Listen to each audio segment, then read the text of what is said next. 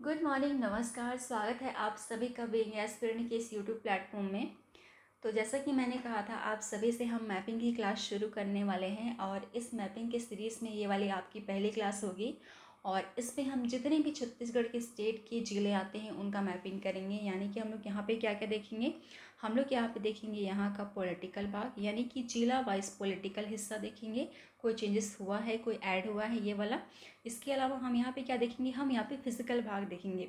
Physical भाग में क्या देखेंगे, जो भी पहाड़ पर्वत नदियाँ होंगी इनको तो देखेंगे ही, साथ में यहाँ पे कोई हिस्टोरिकल प्लेस होंगे या फिर कोई इंपॉर्टेंट ऐसी जगह होगी जो टूरिज़्म से संबंधित रखती हो, या फिर ऐसी जगह जहाँ पे कोई मंदिर हो, या फिर कोई ऐसा इंपॉर्टेंट प्लेस जहाँ पे आश्रम हो, या कहीं ऐसी जगह जहाँ पे बहुत ही यूनिक चीज़ हुआ हो। यूनिक चीज़ यानी कि करंट न्यूज़ में रहा हो, यानी कि करंट अफेयर के बेस पे भी हम यहाँ पे स्टडी करने वाले हैं।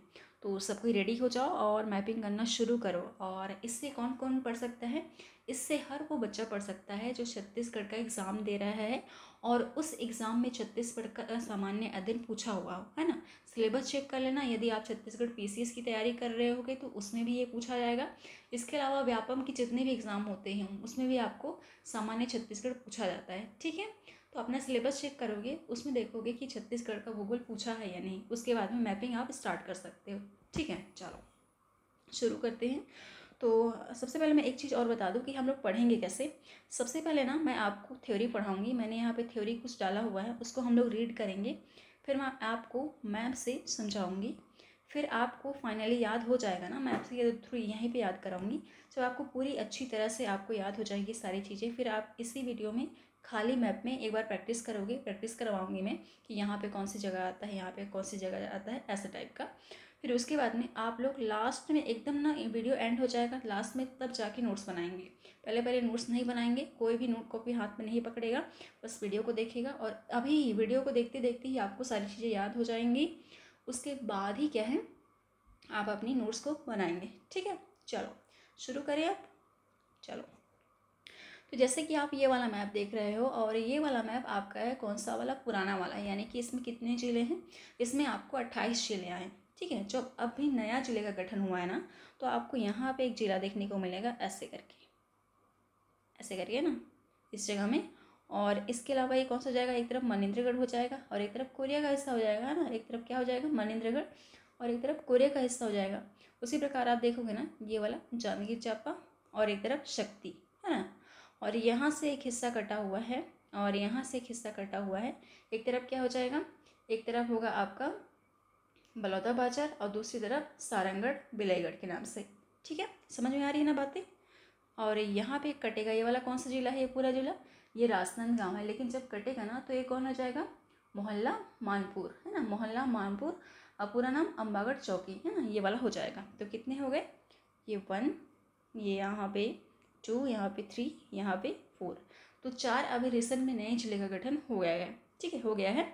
और इस नए जिले के गठन हो जाने के बाद में कितनी टोटल नंबर ऑफ जिला हो जाएगा, 33 हो जाएगा। तो इस वीडियो के पहले ना आपको मैंने एक वीडियो दिया हुआ है जिसपे मैंने आपको बताया है कि हमारे छत्तीसगढ़ का वर्तमान का जो नक्शा है, वर्तमान यानी कि आज तक 32 जिले हो जाएंगे, 32 जिला कैसे कैसे बना, इसका मैंने वहाँ पे पूरी जानकारी बताई है, पूरी हिस्ट्री बताई है। और किस जिले के हिस्से को काट करके नया जिला बनाया गया है, यानी कि लोकेशन मैंने आपको बताया है। इसके अलावा आप किस किस ज़िले में, किस किस संभाग में कौन कौन से ज़िले आते हैं उनको भी मैंने वहाँ पे बताया है। यदि जिस किसी को भी हमारे छत्तीसगढ़ स्टेट की ज़िलों का नाम याद नहीं है तो जाकर उस वीडियो को देखना और उसकी हेल्प से आप याद कर सकते हो। जैसे कि आज मैंने इस वीडियो को पढ़ा रखा है ना, वैसे ही मैंने वहाँ पर भी आपको बताया है।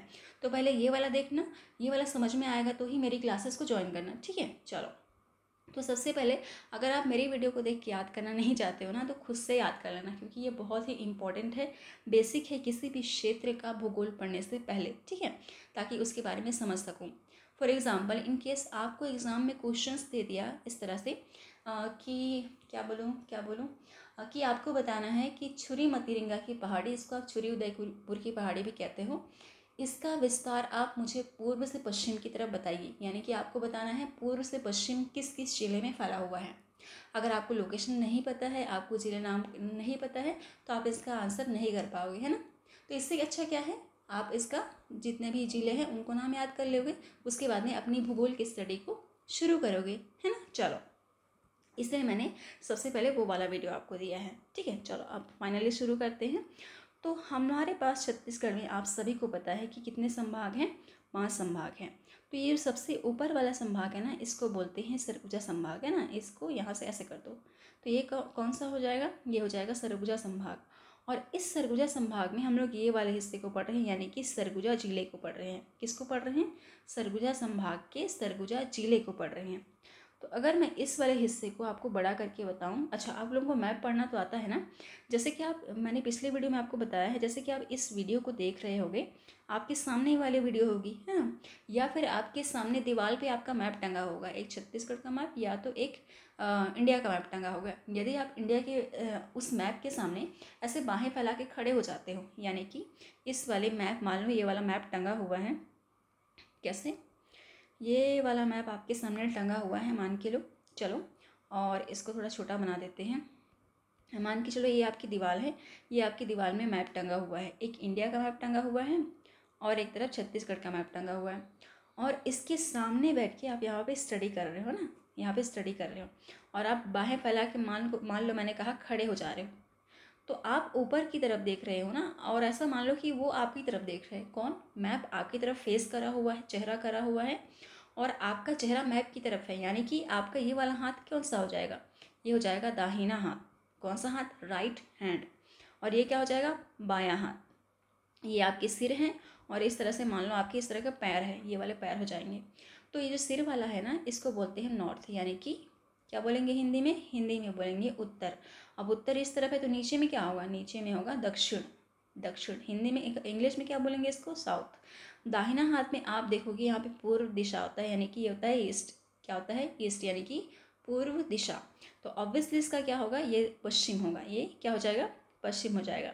उसी प्रकार आप केवल मैप को देखो, आप मैप को केवल स्टडी करोगे ना, तो मैप यहाँ पे आपका नॉर्थ आएगा, यहाँ पे आपका सर आया ना, और यहाँ पे आपका सर आया, तो नीचे की तरफ आपके पाँव आएंगे, है ना, नीचे की तरफ क्या आएंगे, पाँव आएंगे। तो ये हिस्सा क्या हो जाएगा, नॉर्थ हिस्सा हो जाएगा। जैसे कि इस छत्तीसगढ़ वाले मैप पे देखो, छत्तीसगढ़ वाले मैप के पास जाओ, खड़े हो जाओ हाथ फैला के, तो ऐसे खड़े हो जाओगे ना, ऐसे। तो ये वाला हिस्सा हो जाएगा, इनके हिस्सा क्या होगा, ये वाला हिस्सा होगा नॉर्थ, और नीचे की तरफ क्या होगा, साउथ। ये वाला हिस्सा क्या होगा, ईस्ट, यानी कि पूर्व, और ये वाला हिस्सा क्या हो जाएगा, ये हो जाएगा पश्चिम। तो इस तरह से किसी भी मैप का स्टडी आप करोगे, ठीक है। चलो, तो हम लोग क्या देख रहे हैं, हम लोग इस वाले पार्ट को देख रहे हैं। अब इस वाले पार्ट को मैं आपको बड़ा करके बताऊँ ना, वहाँ पे मैंने मैप बना के रखा हुआ है, बड़ा करके बताऊँ ना तो ये ऐसा दिखेगा। अब उसी मैप को आपको समझाने वाली हूँ, और एंड में आप इसका नोट्स बनाओगे, तब जाके मैं उस मैप को दिखाऊंगी आपको, ठीक है। चलो, तो मैंने क्या बताया, हम लोग क्या क्या देखेंगे, पॉलिटिकल और फिजिकल दोनों वाला मैप। तो मैं आपको फिर से मैं बता दूं कि पॉलिटिकल मैप किसे कहते हैं।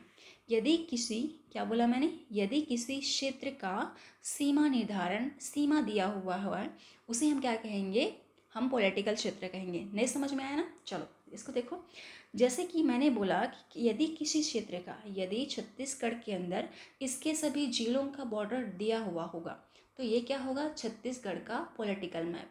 यही अगर आप इंडिया में देखो, तो इंडिया में सभी स्टेट के यानी कि सभी राज्य के और सभी केंद्र शासित प्रदेश का लोकेशन बॉर्डर बना हुआ रहता, तो हम उसे क्या कहते हैं, इंडिया का पॉलिटिकल मैप। हिंदी में क्या बोलेंगे, इंडिया का राजनीतिक मैप। उसी तरह हम लोग इसको क्या बोलेंगे, इसको बोलेंगे हम छत्तीसगढ़ का राजनीतिक मैप। और यदि मैं आपको बोल देती कि यहाँ पर आप देखने को मिलेगा चांग बखार देवगढ़ की पहाड़ी, इस तरफ भी पहाड़ी, यहाँ पे एक नदी जा रही है, और यहाँ पे क्या पड़ रहा है, यहाँ पे गंगा मैदान पड़ रहा है, महानदी मैदान पड़ रहा है, इस तरफ पठार क्षेत्र हो रहा है, और इधर से नदी आ रही है। यानी कि फिज़िकल पोर्शन मैं आपको शो करती मैप में, तो वो कौन सा मैप होता, वो होता फिज़िकल मैप।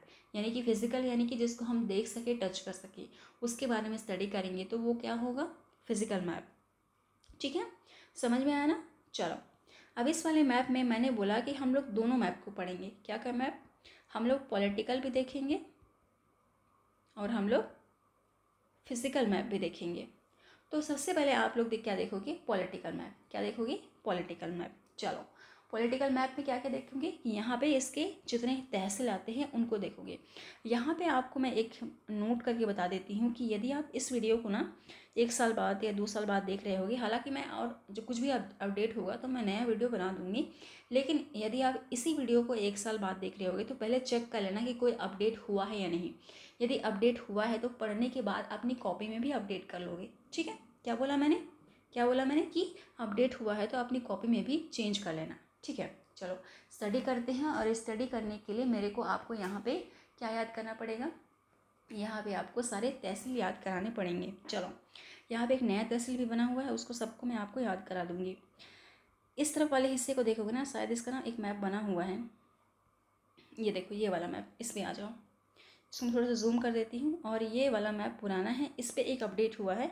इस पर अपडेट क्या हुआ है, इस पर ना इस वाले हिस्से में एक नया तहसील बना हुआ है। कौन सा तहसील, इसको हटा के यहाँ से ऐसे कर देते हैं, यहाँ से क्या नाम से है, दरीमा। क्या नाम से है, दरीमा।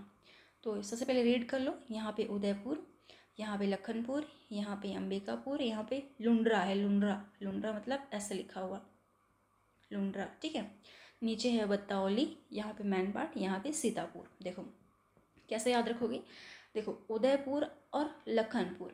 आप लोग को वो वाली मूवी याद है जिसपे नाना पाटेकर उदय भाई का रोल प्ले करते हैं, है ना? सभी को याद है ना, सभी को याद होगा, कोई ऐसा व्यक्ति नहीं होगा जो ये वाली मूवी नहीं देखी होगी, है ना?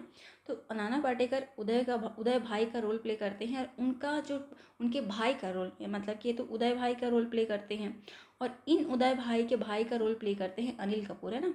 कौन प्ले करते हैं, अनिल कपूर। और आपको पता है कि अनिल कपूर एक मूवी करे हैं जिनका गाना बहुत ही शादियों में बहुत फेमस है। उस मूवी में, जिस मूवी में जिन्होंने काम किया है, उस मूवी में उनका नाम रहता है लखन, उसका नाम लखन रहता है।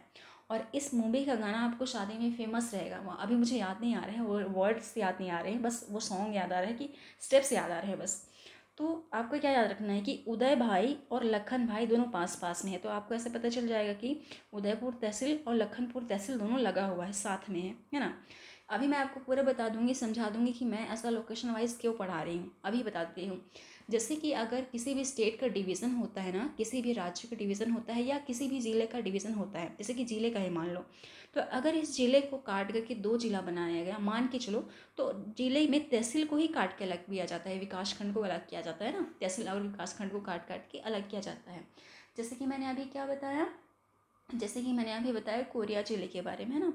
कोरिया ज़िले के पास में पहले में मनेंद्रगढ़ तहसील ज़िले का गठन किया गया है। इसका मतलब क्या हुआ, इसका मतलब यह हुआ कि भरतपुर के नीचे क्या आ जाएगा, किल्हारी और एमशौर, मनेंद्रगढ़, ये 3 तहसील होंगे ना, इनको काट के अलग किया गया है। इससे आपको लोकेशन याद रहेगा। ठीक है, चलो, तो मैंने क्या बताया, मैंने बताया कि उदयपुर और लखनपुर साथ साथ में है।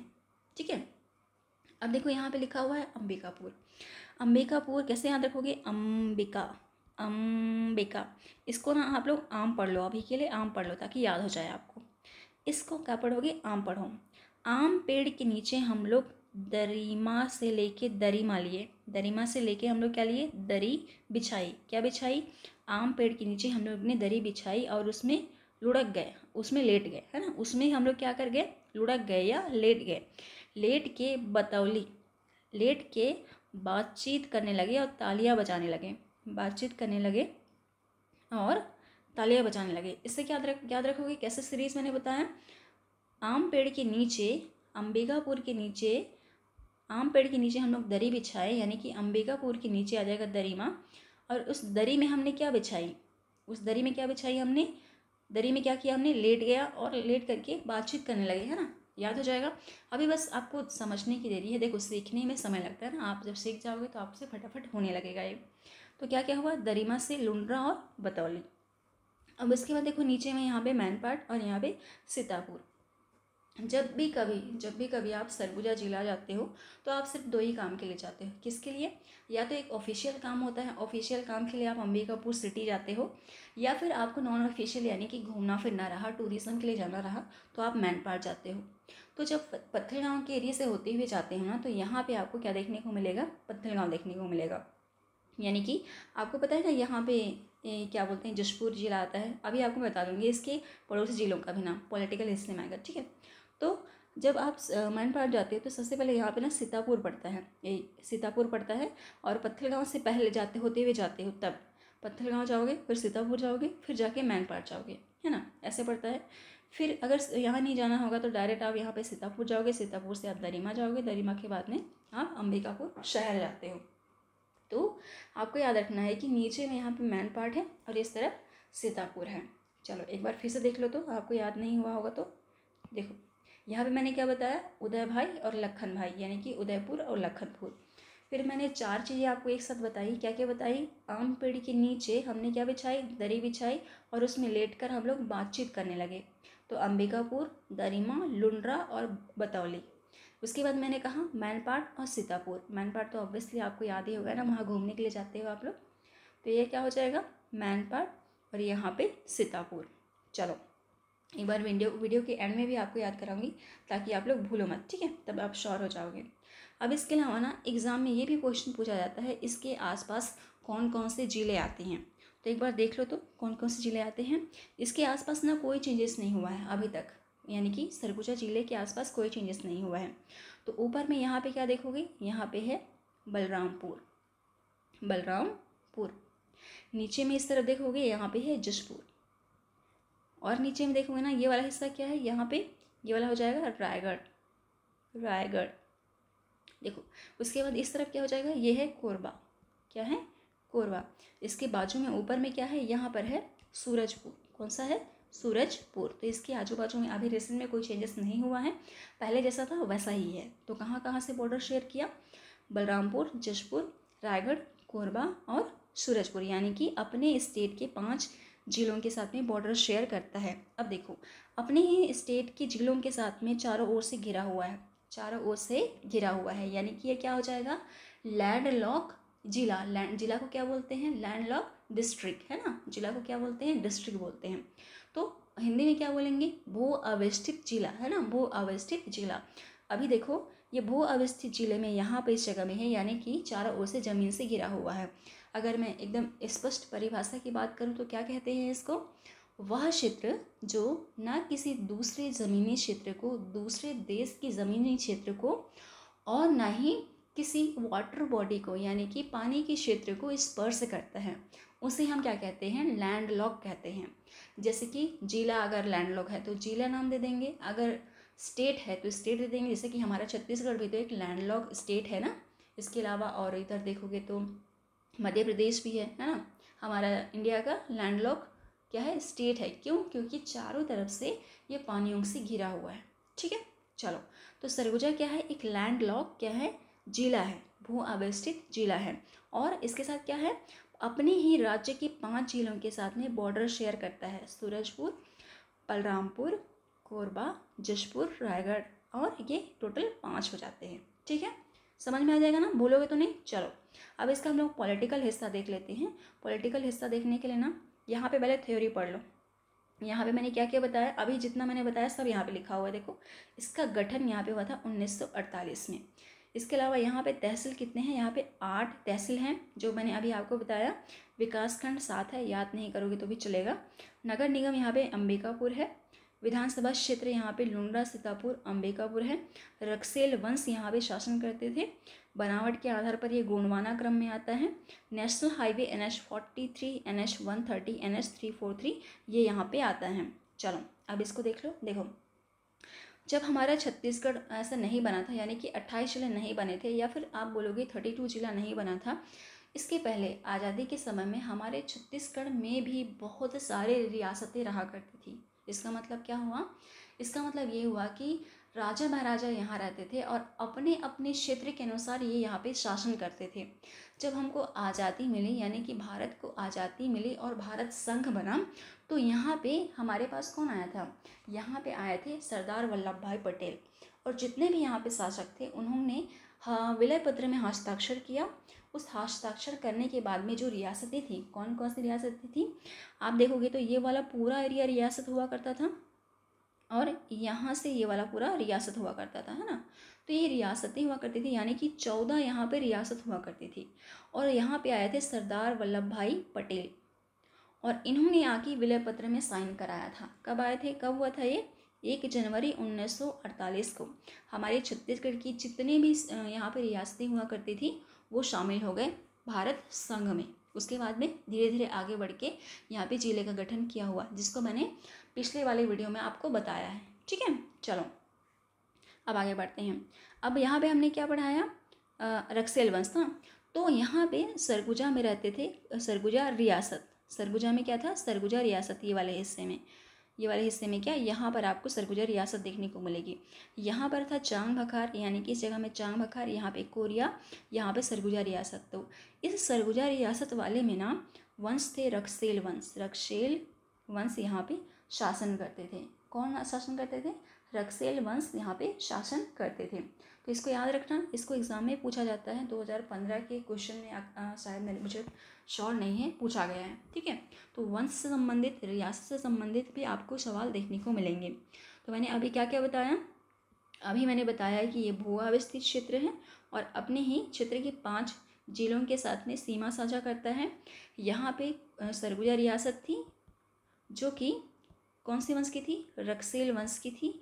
और विलय पत्र में कब साइन हुआ था, 1 जनवरी 1948 को, है ना। चलो अब देखो, अब आप सभी को पता है कि हमारा छत्तीसगढ़ का नॉर्थ वाला ये वाला पार्ट ना, ये वाला हिस्सा 2 भागों में बटा हुआ है, यानी कि इसका जो भूगर्भिक बनावट है वो 2 हिस्सों में डिवाइडेड है। कौन सा हिस्सा, ये नॉर्थ वाला।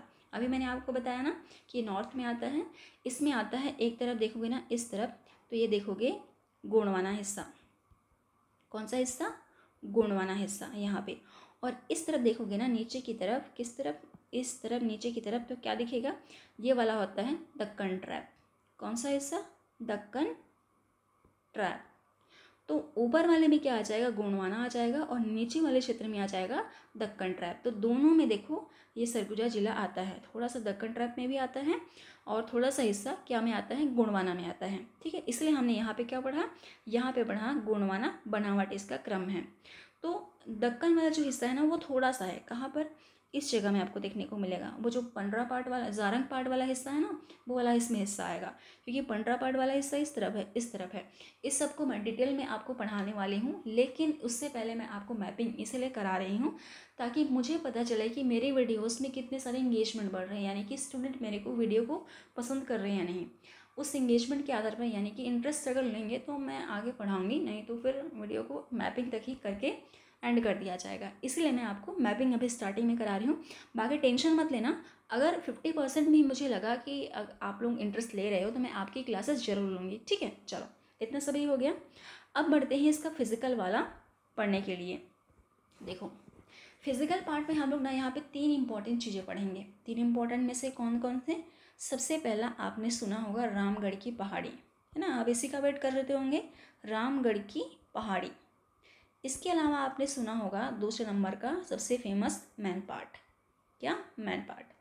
इसके अलावा आपने क्या सुना होगा, यहाँ पे सुना होगा छुरी उदयपुर की पहाड़ी या छुरी मतीरिंगा की पहाड़ी, मतीरिंगा की पहाड़ी। चलो तो सबसे पहले आप अंबिकापुर जाते हैं, यानी कि सरगुजा जिला जाते हैं, तो अब मैंने कहा 2 ही काम के लिए जाते हैं, या तो यहाँ पे सिटी जाते होंगे या तो आप मोस्टली हर कोई यहाँ पे सबसे पहले मैनपाट तो जाता ही जाता है।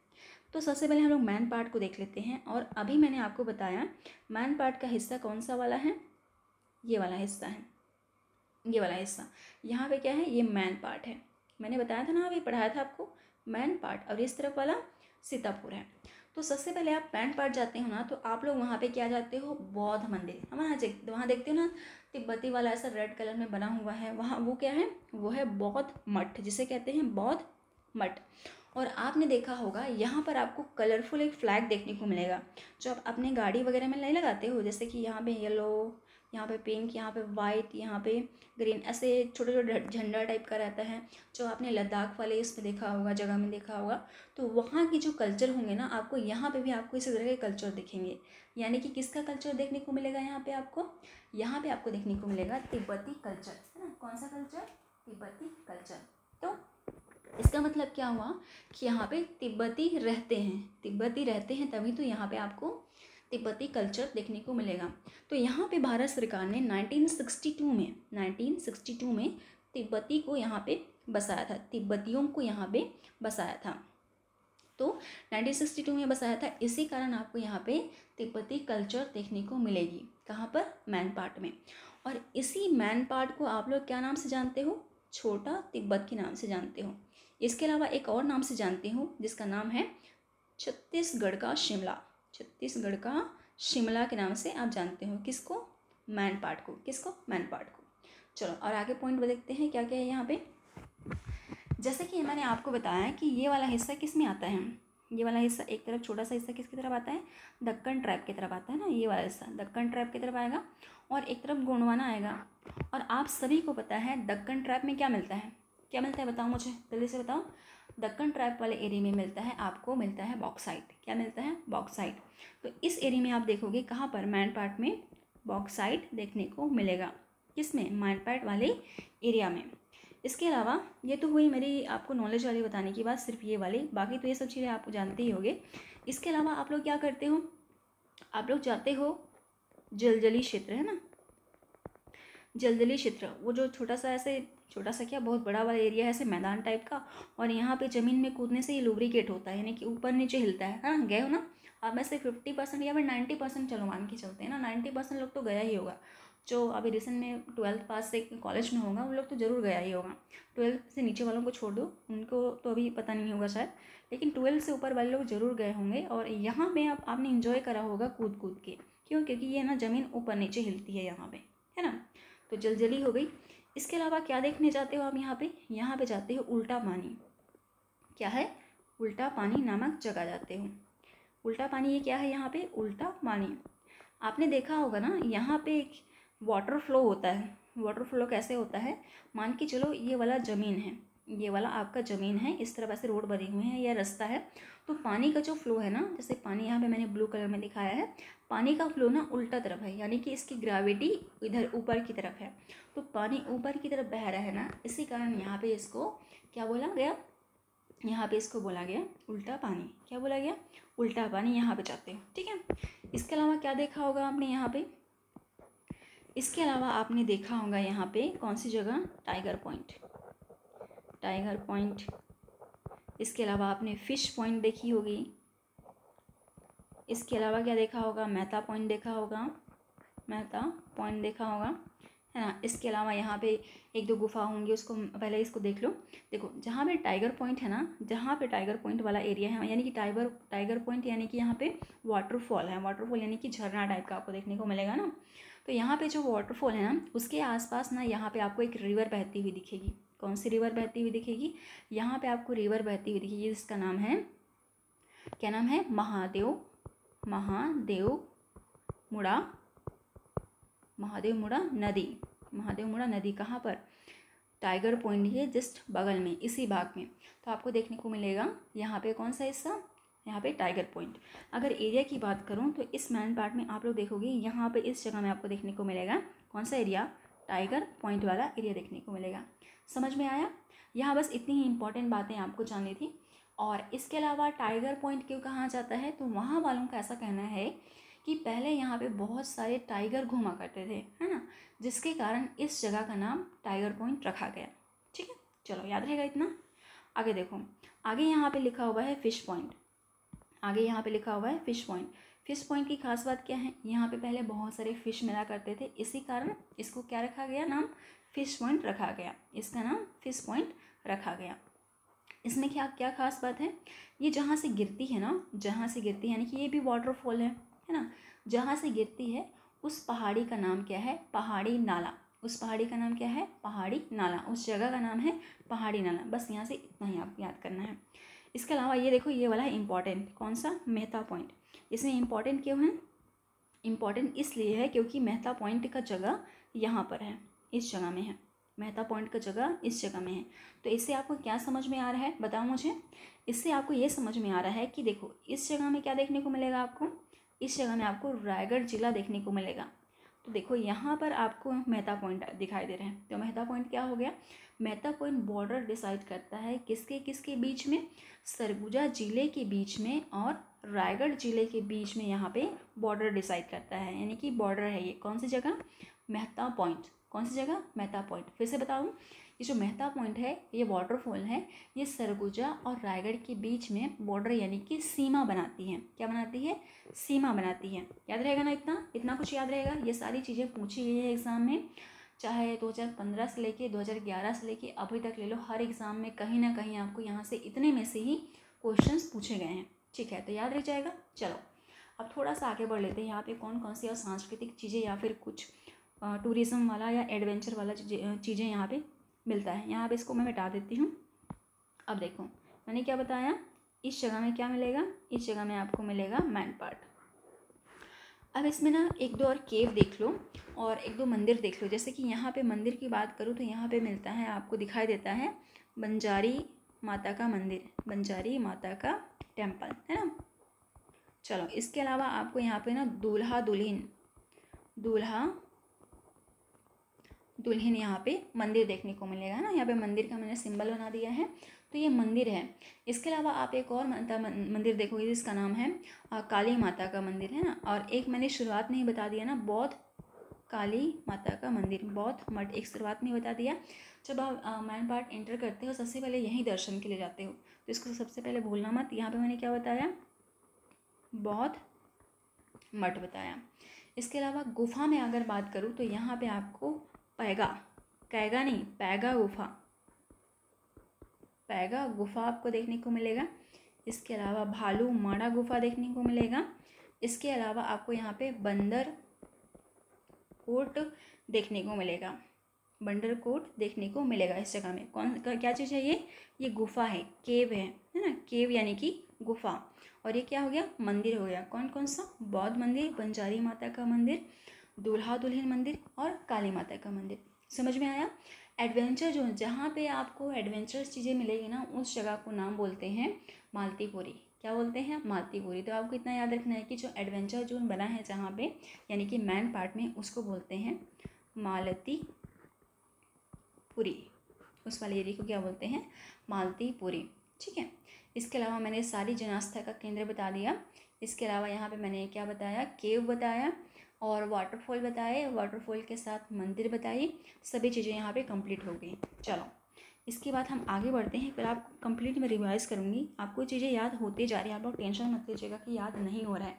इन केस नहीं याद होता है तो एक बार ना स्पीड मोड में वीडियो को फिर से देख लेना। ठीक है। चलो उसके बाद मैंने क्या बताया, रामगढ़ की पहाड़ी। उससे भी पहले देख लो इस जगह में क्या देखने को मिलेगा। इस जगह में एक क्षेत्र देखने को मिलेगा, एक पहाड़ी देखने को मिलेगी जिसका नाम है छुरी मतिरिंगा की पहाड़ी।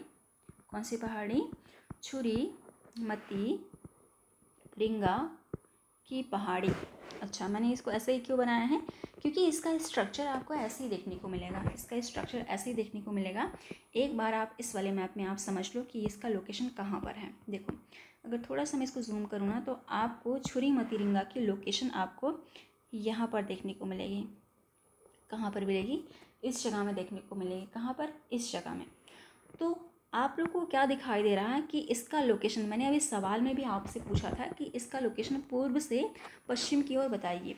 तो मैंने आपको अभी जस्ट मैप पढ़ने को बताया, तो इसका पूर्व से पश्चिम किस तरफ का हो जाएगा, इससे पूर्व से पश्चिम यानी कि इस तरफ पूर्व होगा और इस तरफ आके पश्चिम होगा। तो देखो छुरी मतिरिंगा की पहाड़ी कहाँ पर है, इस तरफ है, ऐसे है ना, इस जगह में। और यहाँ पे देखो क्या आ रहा है, क्या आ रहा है, नाम बताओ, रायगढ़। इसके बाद यहाँ पे कौन सा जगह है, यहाँ पे है सरगुजा। थर्ड नंबर में क्या है, यहाँ पे कोरबा। तो इसका विस्तार पूर्व से पश्चिम क्या हो जाएगा, रायगढ़, सरगुजा और कोरबा। इसी को अगर मैं आपको पश्चिम से पूर्व बोलूँगी तो क्या बोलोगे, कोरबा, सरगुजा और रायगढ़। यानी कि डायरेक्शन चेंज हो जाएगा और डायरेक्शन के बेस पे ही अभी आपके क्वेश्चन बनते हैं।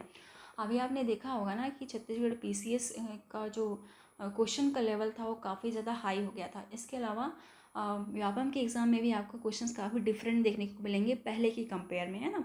तो सारे के एग्ज़ाम के स्टैंडर्ड चेंज हो गए हैं। क्यों, क्योंकि पहले क्या था, सोर्सेस अवेलेबल नहीं थे। अभी तो कितने सारे लाखों सोर्सेस अवेलेबल हैं। यूट्यूब में ही देख लो, आपको एक ही क्लास को आपको 10-10, 20-20 हज़ार नोट्स देखने को मिलेंगे। जैसे कि आज मैंने आपको ये वाला पढ़ाया है, इसके पहले भी तो किसी ने पढ़ाया होगा, है ना। तो इसीलिए लेवल चेंज हो गया क्योंकि हमारे सोर्सेस मिल गए हैं, हमको बहुत ज़्यादा बढ़ गए हैं। तो आपको जैसे टफ एग्ज़ाम आता है ना, वैसे ही आपको तैयारी करनी पड़ेगी। ठीक है। चलो ये तो हो गया छुरी मतिरिंगा की पहाड़ी का विस्तार। अब देखो मैंने जिस भाग में आपको बताया मैंने जिस भाग में आपको बताया उस भाग का एक हिस्सा ऊपर में आता है, यहाँ पर आता है। यानी कि यहाँ पे भी हमारी छुरी मतिरिंगा की पहाड़ी देखने को मिलेगी, जो कि किसका हिस्सा है, सरगुजा वाला हिस्सा है। और आप सभी को पता है कि यहाँ से एक नदी निकलती है जिसका नाम है, कौन सी नदी, रिहंद नदी, जिसका नाम क्या है, रिहंद नदी। कौन सी नदी है, रिहंद नदी, है ना, रिहंद नदी। और ये ऊपर की तरफ जाती है, यानी कि अभी मैंने डायरेक्शन बताया, ऊपर यानी कि उत्तर की तरफ जाती है। इसके अलावा अभी हमने मैन पार्ट पढ़ा था, और मैन पार्ट का लोकेशन किस तरफ मैंने बताया, मैन पार्ट का लोकेशन मैंने बताया इसके जस्ट बगल में, इस जगह में। तो मैन पार्ट से भी एक नदी निकलती है जिसका नाम क्या है, जिसका नाम है मांड नदी, जिसका नाम क्या है, मांड नदी। और इस मांड नदी का जो डायरेक्शन है वो नीचे की तरफ है, किस तरफ है, नीचे की तरफ है। नीचे की तरफ बोले तो साउथ की तरफ, यानी कि दक्षिण की तरफ। तो आपको दिखाई दे रहा है कि सरगुजा जिले के दो इम्पॉर्टेंट नदी का डायरेक्शन अलग अलग है, यानी कि ये अलग अलग अपवाद क्षेत्र में बहेंगी। यानी कि कौन कौन से, देखो इस तरफ आप देखोगे ना, कहाँ पर, रेड वाले से बना देते हैं, यहाँ पे देखोगे तो आप सभी को पता है यहाँ पे एक नदी बहती है जिसका नाम क्या है, जिसका नाम क्या है, बताओ जल्दी से बताओ, सोन नदी।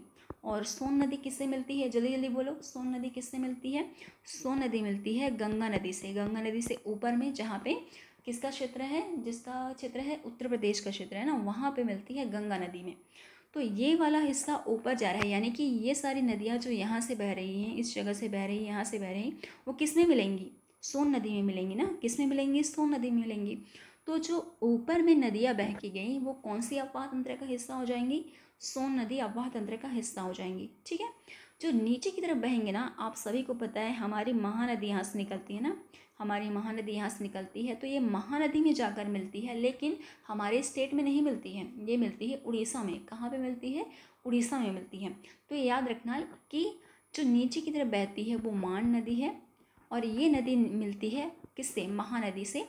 और Mahanadi, if I am not wrong कि ये कहाँ मिलती है, तो ये यहीं पे मिलती है शायद, या फिर ये, अच्छा यहीं पे मान के चलो, अगर करेक्शन अगर गलत होगा मुझसे तो मैं करेक्शन कर दूँगी, लेकिन मुझे ऐसा याद आ रहा है कि ये यहीं पे मिलती है, मतलब कि उड़ीसा ज़िले में ही मिलती है, ठीक है। चलो, तो मेरा कहने का मतलब क्या था कि यहाँ पे दो अफवाह तंत्र है, एक महानदी अफवाह तंत्र और एक सोन गंगा अफवाह तंत्र। समझ में आया ना।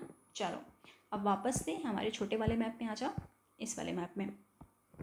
तो मैंने यहाँ पे क्या बताया, यहाँ पे मैंने बताया कि यहाँ पे छुरी मतिरिंगा की पहाड़ी है, और इस छुरी मतिरिंगा की पहाड़ी से हमारी एक नदी निकलती है जिसका नाम है रिहंद नदी, जिसका नाम क्या है, रिहंद नदी। और आप सभी को पता है, नहीं पता है तो मैं बता दूँ कि इस नदी के किनारे एक जगह है। कौन सी जगह है, इस जगह का नाम क्या है, इस जगह का नाम है महेशपुर, महेशपुर। और ये छत्तीसगढ़ की यानी कि सरगुजा जिले की एक पुरातात्विक स्थल है, पुरातात्विक स्थल में यानी कि हिस्टोरिकल प्लेस है। हिस्टोरिकल प्लेस मतलब यहाँ पे क्या क्या मिला है, देखो यहाँ पे ना 3 इंपॉर्टेंट चीज़ें आपको याद रखनी है जो आपको एग्जाम में देखने को मिलेगा क्वेश्चंस।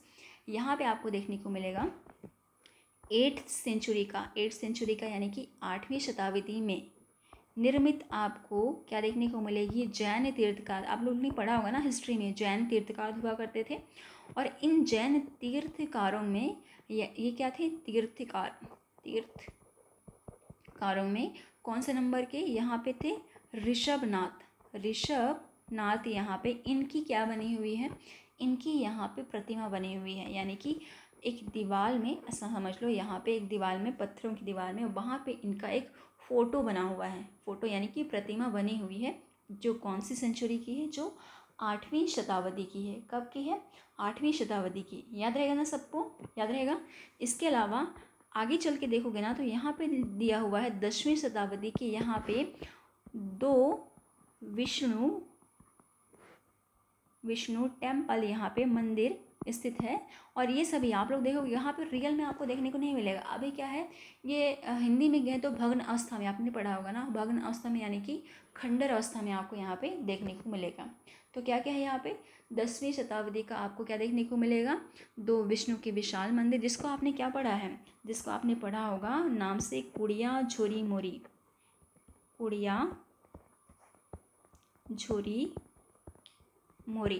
है ना, कौन सी जगह, जहाँ पे 2 विष्णु के टेम्पल बने हुए हैं, विष्णु भगवान के टेम्पल बने हुए हैं। इसके अलावा हमने क्या देखा, जैन तीर्थकार ऋषभनाथ की यहाँ की प्रतिमा बनी हुई है ना, यहाँ पे बैठे हुए प्रतिमा आपको देखने को मिलेगी।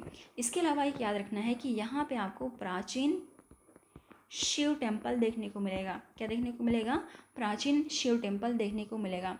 और ये सारे आपको क्या दिखेंगे, एक टूटे फूटे अवस्था में दिखेंगे, जिसे हम हिंदी में, शुद्ध हिंदी में भग्न अवस्था में कहते हैं ना, एक शब्द का इस्तेमाल करते हैं जिसे हम क्या कहते हैं, भग्न अवस्था में। और ये कौन सा प्लेस था हमारा प्लेस था महेशपुर का। ठीक है, इसके अलावा और कौन सी इंपॉर्टेंट बात है, इसके अलावा इतनी ही इंपॉर्टेंट बात यहाँ थी जो कि थी रिहन नदी, जो कि छुरी मतिरिंगा की पहाड़ी सरगुजा वाले क्षेत्र से निकली, और इसमें थी आपको महेशपुर नाम की जगह जो पुरातात्विक क्षेत्र थी।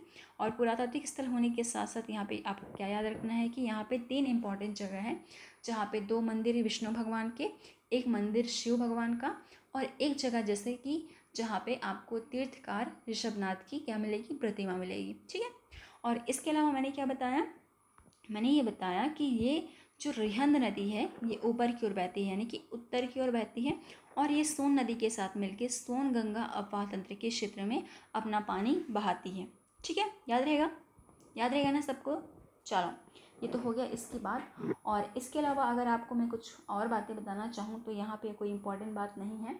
अगर इन केस कोई इंपॉर्टेंट बातें और आती हैं तो मैं आपको ज़रूर बताऊँगी। ठीक है, चलो, इससे ना एक नदी और यहाँ पे मिलती है, यहीं पे समझ लो, यहाँ पे एक नदी आके मिलती है, यहाँ से एक नदी आती है, और इस नदी का नाम है चुलहट जो लोकल नदी है, चुलहट नदी। और इस नदी में ना आपको क्या देखने को मिलेगा, इस नदी में आपको एक और नदी नहीं, ये वाली नदी ऐसे नहीं मिलती है, ये नदी पहले जाके मिलेगी, किससे मिलेगी, ये नदी जाके मिलेगी पहले ऐसे जाके, यहाँ पे एक और नदी है जिसका नाम है, कौन सी नदी, जिसका नाम है घुनघुटा नदी, जिसका नाम क्या है, घुनघुटा, है ना। एक बार मिटा देती हूँ, यहाँ पे हौच पौच हो जा रहा है। तो मैंने क्या बताया, ये पहाड़ी बताई, पहाड़ी में ये मेन नदी हो गई। इस मेन नदी में आपने क्या देखा, एक नदी यहाँ से निकली जिसका नाम है, जिसका नाम है चुलहट नाला, है ना।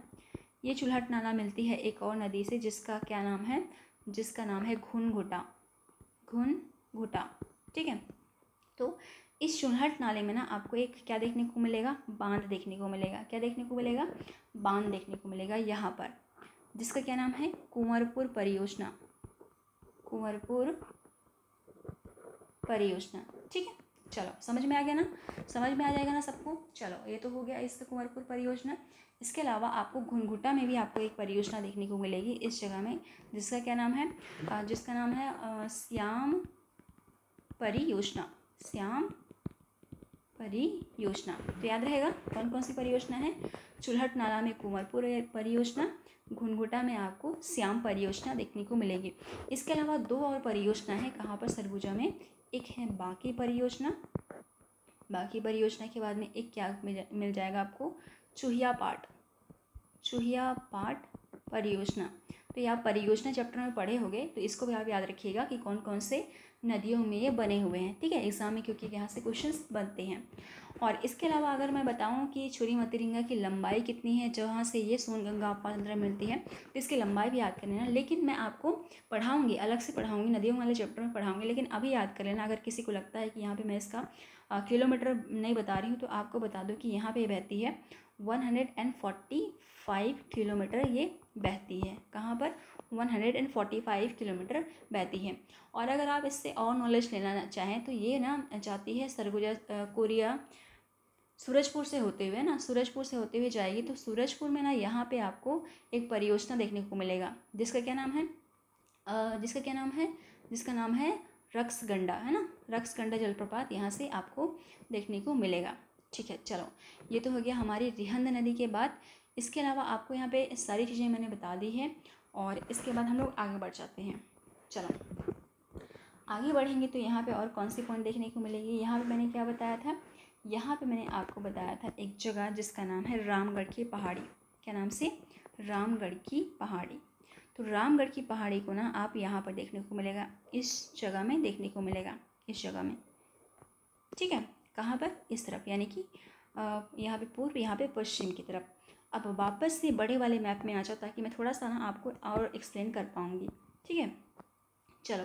अगर आप इंडिया के मैप में देखोगे तो यहाँ पे आपको एमपी दिखता है ना, मध्य प्रदेश इस जगह में दिखता है, इस जगह में, इस वाले एरिया में। तो आप सभी को पता है कि हमारा छत्तीसगढ़ पहले इसका हिस्सा हुआ करता था, एमपी का हिस्सा हुआ करता था। जब हमने अलग से छत्तीसगढ़ को बनाया तो हमारे साथ एमपी के सटे हुए हिस्से भी हमारे हिस्से में आ गए, यानी कि एमपी में जितना क्षेत्र है इधर, पहले भी पूरा एमपी हुआ करता था ना, लेकिन हमने जब इसे डिवीज़न मारा, डिवीज़न किया, तो क्या हो गया, अलग अलग स्टेट बन गए। तो कुछ इसका हिस्सा इधर भी आ गया। तो आप सभी को पता है कि मैंने क्या बोलना चाह रही हूँ यहाँ पे आप सभी को पता है कि यहाँ पे एक क्षेत्र है जिसका नाम है विंध्यन श्रेणी, और विंध्यन श्रेणी के नीचे आपको देखने को मिलेगा सतपुड़ा श्रेणी, है ना। कौन सी श्रेणी, सतपुड़ा श्रेणी। और इस सतपुड़ा श्रेणी का विस्तार आप लोग देखोगे तो यहाँ भी है, यहाँ पे आपको क्या देखने को मिलेगा, मैकल पर्वत श्रेणी, है ना। और इसके बाद में यहाँ पे देखने को मिलेगा। तो इसका विस्तार आपको यहाँ से यहाँ देखने को मिलेगा, है ना। तो ये वाला मैंने क्या बताया, ये मैंने आपको बताया रामगढ़ की पहाड़ी, रामगढ़ की पहाड़ी। तो आपने पढ़ा होगा रामगढ़ की पहाड़ी किसका हिस्सा है, सतपुड़ा पर्वतमाला का हिस्सा है। आप समझ में आया कैसे हिस्सा है, क्यों, क्योंकि इस सतपुड़ा पर्वत का जो विस्तार है वो हमारे छत्तीसगढ़ प्रदेश के यहाँ तक है। ठीक है, यहाँ तक, यानी कि सरगुजा के यहाँ रामगढ़ की पहाड़ी तक। इसलिए ये किसका हिस्सा है, ये हिस्सा है सतपुड़ा पहाड़ी का, सतपुड़ा पर्वत श्रेणी का। ठीक है, समझ में आ गया। चलो अब हम इसको देख लेते हैं कि यहाँ पे कौन कौन से चीज़ें आपको देखने को मिलेगी। तो यहाँ पे ना सबसे पहले इसका डिस्कवर किसने किया था, ये किया गया था 1848 में, है ना। 1848 में इसका डिस्कवरी किया गया था ईस्वी में। तब यहाँ पे क्या हुआ करता था, यहाँ पे ब्रिटिश रूल हुआ करते थे, है ना, ब्रिटिश रूल हुआ करते थे। यहाँ पे एक कर्नल साहब थे, कर्नल आउसले के नाम से, कर्नल आउसले के नाम से इन्होंने इसको खोजा था। तो खोजकर्ता का नाम क्या हो जाएगा, कर्नल आउसले, कर्नल आउसले। और ईयर कौन सा हो जाएगा, 1848 ईस्वी को इन्होंने इसकी खोज की थी। ठीक है, याद रहेगा। इसके अलावा आपने ये भी देखा होगा कि यहाँ पर यानी कि ऐसा कहा जाता है कि रामगढ़ की पहाड़ी में आपको कालिदास के द्वारा, रामगढ़ की पहाड़ी में कवि कालिदास जी के द्वारा रचना लिखी गई थी, अपनी एक प्रसिद्ध रचना लिखी गई थी जिसका नाम क्या था, मेघदूत, मेघदूत जिसका नाम था, है ना। तो इन्होंने इसकी रचना इसी पहाड़ी में यहाँ पे की थी, ऐसा कहा जाता है। यहाँ पे मैं आपको काफ़ी देर से सवाल नहीं पूछी हूँ, आप भी एकदम देखते हुए बोर हो गए होंगे। तो चलो क्वेश्चन यहाँ पे लिख दे रही हूँ, आप कमेंट बॉक्स में टाइप कर देना, इसी बहाने आपका हाथ भी थोड़ा बहुत चल जाएगा ना। चलो आपको यहाँ पे क्वेश्चन दे रही हूँ, बहुत ही कॉमन है और काफ़ी सारे एग्जाम में पूछे गए हैं। आपको बताना है इसका ट्रांसलेशन बहुत सारी भाषाओं में हुआ है, इंग्लिश में भी हुआ है, कई सारी भाषाओं में हुआ है। तो आपको ये बताना है कि ये हमारी छत्तीसगढ़ी लैंग्वेज में इसका ट्रांसलेशन हुआ है तो किन्होंने किया है, आप उनका नाम बताइएगा। यानी कि मेघदूत का छत्तीसगढ़ी ट्रांसलेशन किस व्यक्ति ने किया हुआ है, उसका नाम मुझे आप कमेंट बॉक्स में अभी तुरंत लिख के बताओ, ताकि आपका थोड़ा सा हाथ भी चल जाए। ठीक है, चलो अब देखो वापस से इस वाले मैप में आ जाओ। तो मैंने क्या बताया, मैंने यहाँ पे बताया रामगढ़ की पहाड़ी। अब इस पहाड़ी में और क्या क्या इंपॉर्टेंट चीज़ें हैं, और 3 इंपॉर्टेंट चीज़ें हैं, और यहाँ से कई सारे एग्जाम में क्वेश्चन पूछे गए थे।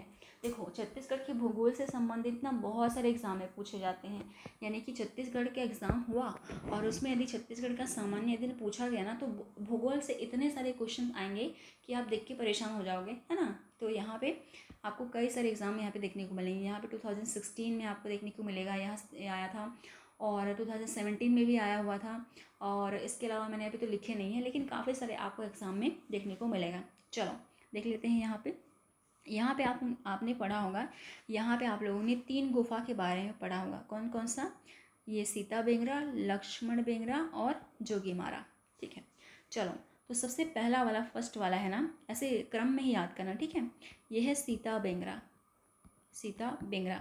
आप सभी को पता है, छत्तीसगढ़ी आप लोग जानते ही होंगे, नहीं जानते हैं तो मैं बता दूं कि एक बेंगरा शब्द ना उसके लिए भी यूज़ किया जाता है। बेंगरा यानी कि परछी वाला एरिया जहाँ पे लोग रहते हैं, जनरली बरामदा समझ लो, ये वाला एरिया बेंगरा होता है। तो सीता बेंगरा यहाँ पे है, यहाँ पे है जोगीमारा,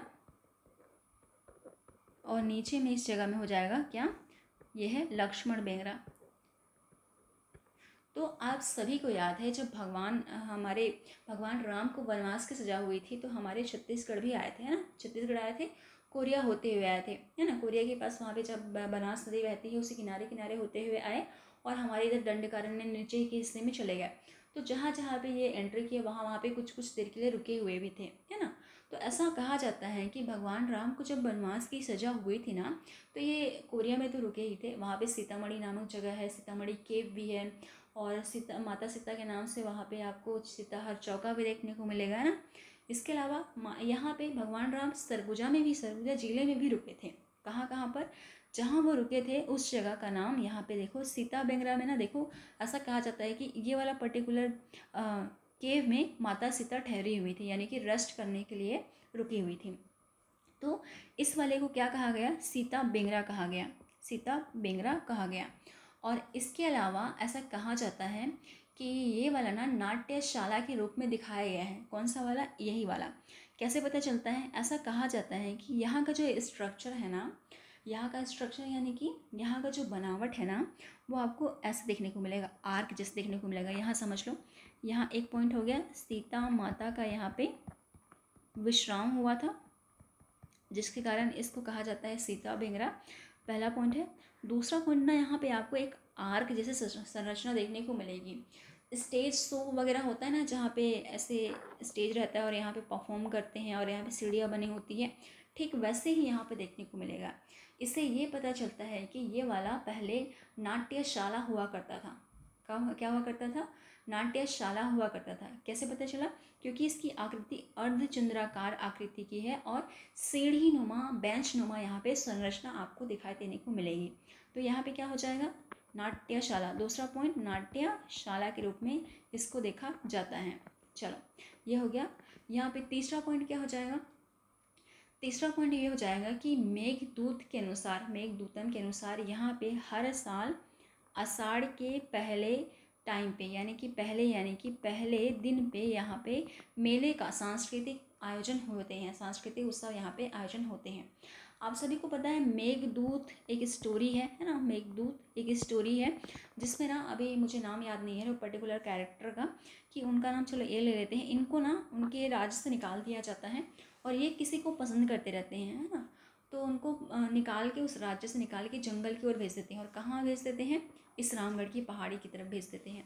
तो जब वे जाते हैं तो उस टाइम का सीजन ना बरसात का टाइम रहता है। किसका ना, उस टाइम आषाढ़ का टाइम रहता है। अब चले गए हैं अपनी प्रेमिका को छोड़ के, ऐसा समझ लो, और उनको मैसेज पहुंचाना रहता है, उनको मैसेज देना रहता है कि मैं यहाँ पे आपको मिस कर रहा हूँ, ऐसा कुछ। तो उस समय बारिश वगैरह होती है और ऐसा कुछ साधन नहीं था जिसके कारण वो काफ़ी वियोग में हो जाते हैं। ऐसी स्टोरी आपको मेघदूत में देखने को मिलेगी, है ना। तो आप लोग को यहाँ बताने का यह मतलब था कि यहाँ पे सांस्कृतिक उत्सव आयोजन किए जाते थे और मेघदूत में ये भी स्टोरी आपको देखने को मिलेगी। इससे कोई इंपॉर्टेंट नहीं है, बस आपको मैं बता रही थी कि ये कहानी उसमें देखने को मिलेंगी। चलो इतना हो गया ना। चलो अब इतनी पॉइंट याद रखना, इतना ही इंपॉर्टेंट है। अब ना इसके थोड़ा सा आगे जाओगे, यानी कि सीता बेंगरा से थोड़ा सा आगे जाओगे ना, तो यहाँ पे आपको एक जगह है ऐसा, वहाँ से ना वाटर निकलता हुआ देखने को मिलेगा, जो ब्लू से बना दिया है मैंने यहाँ पे। ये समझ लो ये वाटर फ्लो हो रहा है। इस वाटर को ना क्या बोला जाता है, इस वाटर को बोला जाता है आपको तुर्रा पानी, तुर्रा पानी, तुर्रा पानी। इस जगह क्या बोला जाता है, तुर्रा पानी। और ये इस जहाँ से ये पानी निकलती है, ऐसा कहा जाता है, ऐसा देखा गया है कि यहाँ का जो सॉइल है ना, सॉइल यानी कि यहाँ की जो मिट्टी है ना, उसका कलर रेड है। और ऐसा जनश्रुति है, ऐसा कहा जाता है कि जब भगवान राम इस एरिया में ठहरे हुए थे तो इसका वो तिलक लगाया करते थे। तिलक यानी कि ऐसे बिंदी लगाया करते थे, ऐसे तिलक लगाते हैं ना, टीका लगाते हैं, ऐसे वो तिलक लगाया करते थे। तो यहाँ से क्या इंपॉर्टेंट है, तुर्रा पानी नामक जगह जहाँ से वाटर हमेशा फ्लो होते रहता है और यहाँ की मिट्टी रेड है, जिसकी ऐसा कहा जाता है कि भगवान राम इसको अपने माथे पे लगाते थे तिलक के रूप में। ठीक है, इतना याद रहेगा। अब उसके आगे बढ़ो, है ना, आगे बढ़ोगे तो क्या दिखेगा, आगे बढ़ोगे तो ये वाला है जोगीमारा गुफा। क्या गुफा, जोगीमारा गुफा। अभी मैंने आपको बताया ये नाट्यशाला हुआ करती थी। कौन सी वाली, ये वाली। कौन सी वाली, ये वाली मतलब सीता बेंगरा क्या हुआ करती थी, नाट्यशाला हुआ करती थी। अब देखो, नाट्यशाला में परफॉर्म करने के लिए, यानी कि डांस करने के लिए लोग भी तो होंगे ना, डांस करने के लिए लोग भी तो होंगे। तो जो यहाँ पे परफॉर्म करते थे ना, उन लोग यहाँ पे जोगी मारा में ऐसा कहा जाता है, उन लोग यहाँ पे रेस्ट करते थे, यानी कि विश्राम करते थे। तो ऐसा कहा जाता है कि जो जोगी मारा गुफा है वो नृत्यांगनों का विश्राम कक्ष हुआ करता था। क्या हुआ करता था? विश्राम कक्ष हुआ करता था। कैसे पता चला? ऐसे पता चला कि यहाँ पे दो नर्तक थे, दो डांसर्स थे, जिनका नाम है, एक का नाम है देवदत्त और एक का नाम है सुतनुका। सुतनुका, इनकी लव स्टोरी के बारे में, इनकी प्रेम गाथा का वहाँ पे वर्णन किया गया है। वहाँ पे वर्णन किया गया है। क्या क्या बताया मैंने? यहाँ पे जोगी मारा गुफा में आपको क्या देखने को मिलेगा? यहाँ पे नृत्यांगनाओं का विश्राम गृह है। कैसे याद रखोगे?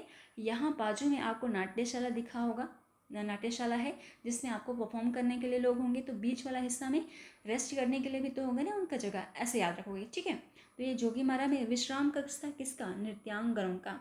इसके अलावा यहाँ पे आपको देवदत्त और सुतनुका की क्या मिली थी? प्रेम कहानी मिली थी, जो कि आपको यहाँ पे वर्णन किया गया है, इनका बताया गया है। इसके अलावा क्या याद रखोगे? इसके अलावा ये याद रखोगे कि इसको वरुण मंदिर भी कहा जाता है। इसको क्या कहा जाता है? वरुण टेम्पल भी कहा जाता है। क्या कहा जाता है? वरुण टेम्पल भी कहा जाता है। किसे? जोगी मारा गुफा को। किसे? जोगी मारा गुफा को। इसके अलावा सबसे इम्पॉर्टेंट चीज़ यहाँ पे आपको मौर्यकालीन, कहाँ लिख देती हूँ? यहीं लिख देती हूँ ना, यहाँ पे लिख दूँ मौर्यकालीन। यहाँ पे आपको क्या मिला हुआ है? साक्ष्य मिला है। क्या मिला है साक्ष्य में? यहाँ पे अभिलेख मिले हैं। अभिलेख क्या होता है? अभिलेख एक ऐसी इस तरह का होता है जिसपे इन्फॉर्मेशन लिखे हुए होते हैं। मैं हिस्ट्री में आपको सब कुछ बताऊंगी, लेकिन यहाँ पे समय बहुत कम है, इसलिए समझ लो कि एक पर्ची जैसा होता है, ऐसे चट्टान टाइप का, और इस टुकड़े में इन्फॉर्मेशन लिखा हुआ रहता है जिसमें आपको उस साल के, यानी कि मौर्य वंश की जानकारी इसमें लिखी होंगी, या इनके द्वारा बताई गई किस कुछ बातें यहाँ पे वर्णन किया होगा, जो कि इसमें आप देखोगे तो इसका जो लैंग्वेज है वो पाली है, यानी कि इसकी भाषा क्या है? पाली है। और जो लिपि है, क्या है? लिपि है। वो कौन सी लिपि है? ब्राह्मी लिपि है। तो क्या समझे इसमें? आपको ये समझना है कि जोगी मारा गुफा में मौर्यकालीन अभिलेख के साक्ष्य प्राप्त हुए हैं, अभिलेख प्राप्त हुए हैं, जिसकी भाषा क्या है? जिसकी भाषा पाली है और लिपि क्या है? ब्राह्मी है। ठीक है, याद रहेगा ना? सबको याद रहेगा? चलो, इतना याद रहेगा। एक बार रिवाइज कर लो। सीता बेंगरा में क्या मिला था? माता सीता यहाँ पे विश्राम करी थी, है ना। और ऐसा कहा जाता है कि ये जब वनवास की यात्रा के समय यहीं पे आपको देखने को मिलेगा कि माता सीता यहाँ पे रुका करती थी। और इसके अलावा क्या था? इसके अलावा ये था कि यहाँ पे नाट्यशाला था। यहाँ पे कैसे पता चला कि ये जो इसकी संरचना है, इसका जो बनावट है, इसकी संरचना अर्धचंद्राकार है और बेंचनुमा संरचना इसको देखने को मिलेगा यहाँ पे। इसके अलावा मैंने क्या बताया? आषाढ़ के महीने में यहाँ पे सांस्कृतिक आयोजन हुआ करते थे, है ना।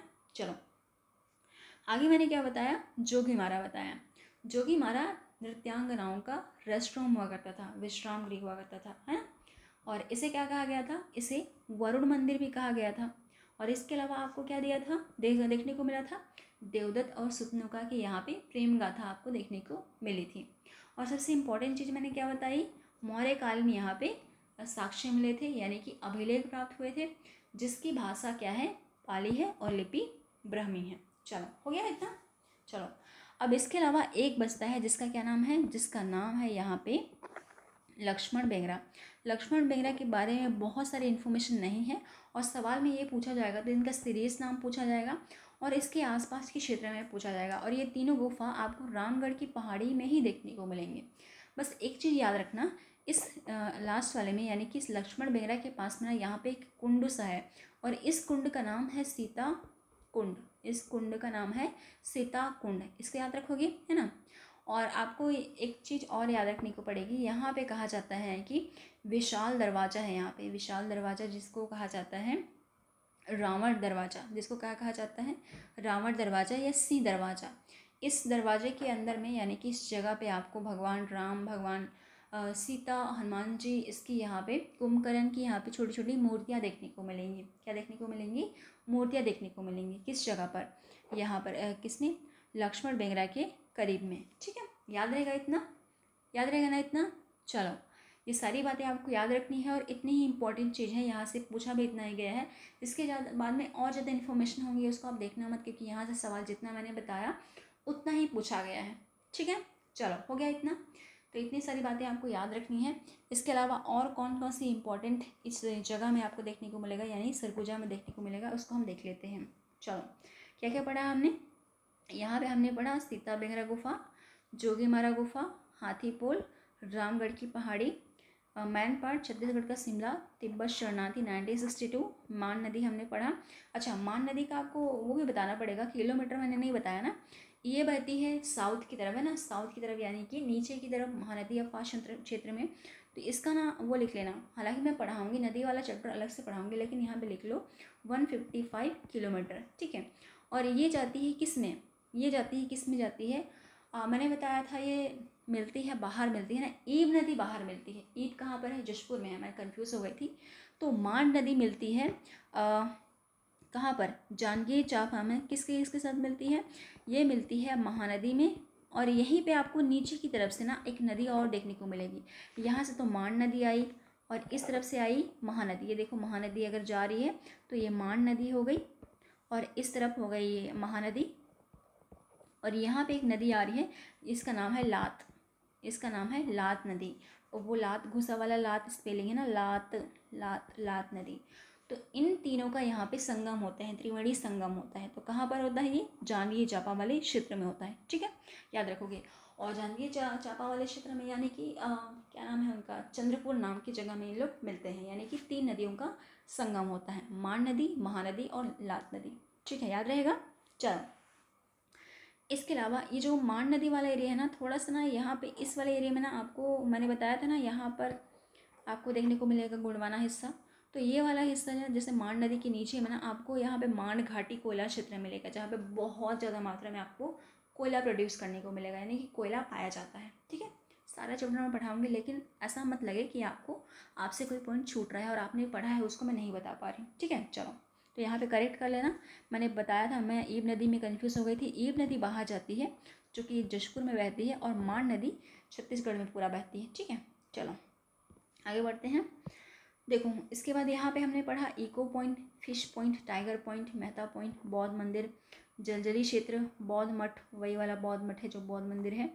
बॉक्साइड मिलता है, मैंने बताया। भालूमाड़ा गुफा, भालूमाड़ा झील गुफा, बंदरकोट, घाटियाँ, सरकारिया, पैगाम, इसको देख लेना, ये सब पूछा नहीं जाता है वैसे। ठीक है, चलो आगे बढ़ते हैं। सांस्कृतिक समारोह में मैंने बताया रामगढ़ महोत्सव आषाढ़ महीने में। ये रामगढ़ महोत्सव वही वाला रामगढ़ महोत्सव जो पहाड़ी वाला मैंने बताया ना, वो वाला हिस्सा जहाँ पे सीता बेंगरा वाला गुफा था, है ना। चलो, इसके बाद औद्योगिक क्षेत्र, यहाँ पे गंगा खुर्द है, जो कि कहाँ पर देखने को मिलेगा? लखनपुर में देखने को मिलेगा। अभी मैं इसको बताती हूँ, ये वाला सारा पॉइंट छूट गया है, अभी इसको समझ लो पहले। ठीक है, मैंने मैप भी दे के रखा है यहाँ पे, ताकि आप लोग अपनी नोट्स को इत्मीनान से बना सको, लेकिन पहले पढ़ सको। ठीक है, नोट्स तो आप दे दूँगी तो आप नोट्स को जमा करते हुए रह जाओगे। जैसे कि आपने बुक कॉपी खरीदी होगी और उसको रख दिया होगा और उसमें से रीड करते भी होंगे कि नहीं मुझे नहीं पता, लेकिन आप कंटिन्यू अभी सीरियसली पढ़ना है, क्योंकि एग्ज़ाम के लिए अभी बहुत कम समय है ना, और टाइम भी बहुत अभी वेस्ट हो गया है। कोरोना काल में तो 2 साल ऐसे ही निकल गया। तो अभी बहुत ही मेहनत से, हिम्मत से मोटिवेट होके आपको पढ़ते जाना है। चलो, जो पॉइंट अभी छूट गया है उसको हम देख लेते हैं। देखो, मंदिर के नाम पे ना आपको 2-3 मंदिर याद रखनी है। कौन कौन से मंदिर आप लोग याद रखोगे? मैंने बताया 8वीं शताब्दी का, 10वीं शताब्दी का। अब देखो 11वीं से 13वीं शताब्दी का मैंने क्या क्या बताया? 8वीं शताब्दी का मैंने बताया, 8वीं शताब्दी का जैन ऋषभ तीर्थकार की प्रतिमा बताई थी। और 10वीं शताब्दी में क्या बताया था मैंने? कोड़िया झोरी मोरी बताया था मैंने। इसके अलावा ना आपको देखने को मिलेगा, अच्छा 8वीं 9वीं देख लो पहले। देखो 8वीं 9वीं शताब्दी में ना एक 7 माला टेम्पल बना था। क्या बना था?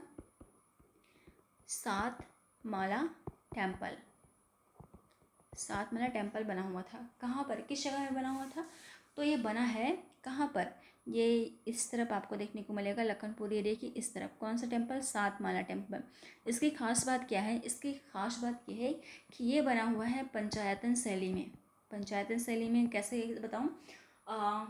आप लोग पुरी गए होंगे ना, पुरी में आप लोगों ने देखा होगा लिंगेश्वर मंदिर का, है ना। क्या मंदिर देखा होगा? लिंगेश्वर टेम्पल देखा होगा।